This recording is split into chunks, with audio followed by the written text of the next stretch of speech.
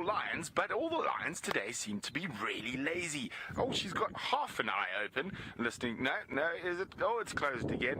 And I'm pretty sure these are two members of the Mogoro pride. I thought there were three of them much earlier today in this area, and a young male as well. And I'm just trying to scan around to see if they're not a little bit more hungry and decided slumber is not the option for the afternoon. But these, oh, there we go. Hello, beautiful. There we go, it's tired girl. And you can see the grass whipping around, and if you are getting a bit of wind noise, we do apologize, but you have to remember this is live from the middle of the African bush, and we can't control the weather, hence you saw me with an umbrella last time. And we are sitting right on the edge of a really magnificent part of the Mara called the Topi Plain, and as we spread up from this way, we can see even more. In the distance, I can see a large flock of ostriches and about 100 or so topi as well. And you can see there we are. Look at that. Now, I think as it gets darker, that's a really good area for the lions to head towards. Now, where those ostriches gone? There's a few Grant's gazelles as well. They're the ostriches. Now you can see the males are black and white, and certain of them will be showing a really reddish tinge at the moment, and that's because they're all competing for the lovely mothers of the ostrich world. Now, of course, ostriches both are very good parents, and both male and female will sit on the nest and help raise the chicks.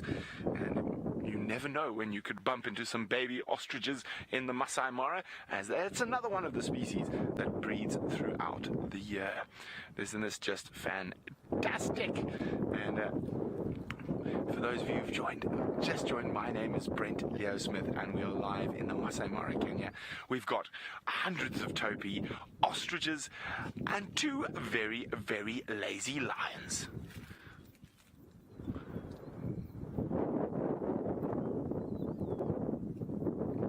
Hello, Amber. Amber's wondering, will a lioness attack a lion? I have seen it happen, Amber, and there's a big misconception that lionesses are bad mothers. They're actually very good mothers, and I've seen lioness attack a marauding male to try and defend her cubs against them. She'll also attack the pride males, especially if he's feeling frisky and she's not, and there can be quite a bit of aggression around a kill as well. So they will attack a male from time to time, but they will generally be very submissive straight afterwards, as to not inspire too much more aggression. Now, we've got this massive storm brewing straight towards us, and I don't know if my umbrella is going to be able to hold it out, but we will stay here for as long as possible. But in the meantime, let's jump back across to the very happy, very excited Taylor with one of her favorite striped donkeys. Well, what a way to end off towards the end of a Mother's Day spectacular. So everyone, here we are live in Kenya with lion cubs, and it is the Angama Pride that live just below our camp, and they've managed to catch their Mother's Day feast, and it was a not very big warthog, and this is a big family. There are 4 adult lionesses and 7 cubs. Now remember, this is 100% live, coming to you from Kenya in the Mara Triangle, or in the Masai Mara National Reserve, and this is just, oh look, off he goes, going to jump towards Mom. Oh, Mom's not impressed. Mom's still got some meat and is not in a playful mood. You heard her just give that very steep growl.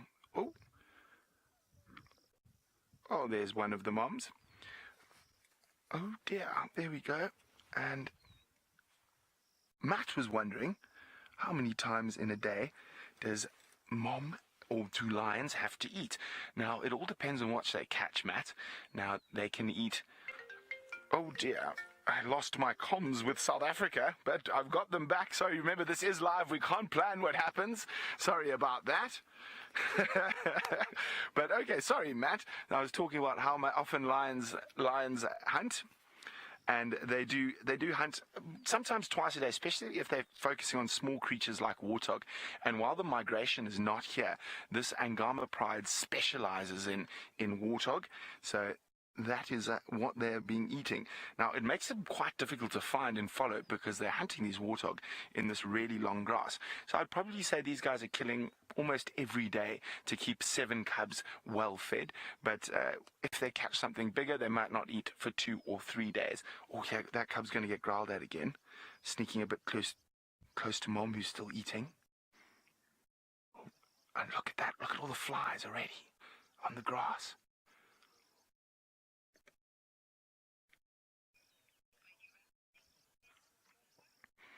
Okay, now look at all these wonderful little cubs. There are 7 of these little monsters. I'm going to try and move around to get you a better view. But while we do that, let's go back all the way to South Africa to Taylor and a hippopotamus. Now, if we keep quiet, you can hear some of the most spectacular little noises being made by these cubs as they try get their meal. So I'm just going to keep quiet for a few seconds.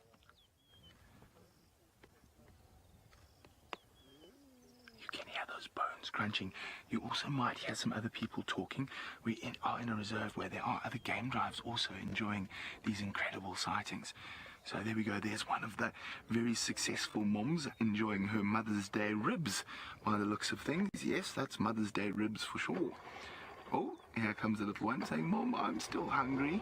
A mother's job is never done. And especially out here in the bush, these lions have to work really hard to rear any of their cubs to adulthood. There's threats from male lions, there's threats from hyenas, there's threats from leopards. But this Angama pride seemed to be doing a fantastic job. All 7 cubs, look, he's got a bone that's as big as he is. Oh, isn't that wonderful? Hi, Kelly. Kelly's wondering, how many cubs are normally in a litter? 1 to 3 cubs normally, Kelly.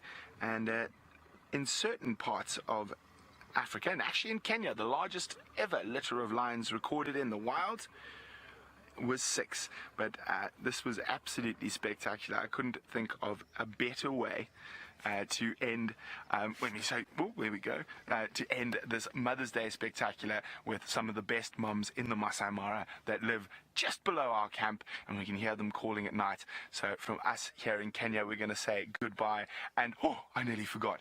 Happy Mother's Day to my darling mother, who has led a life that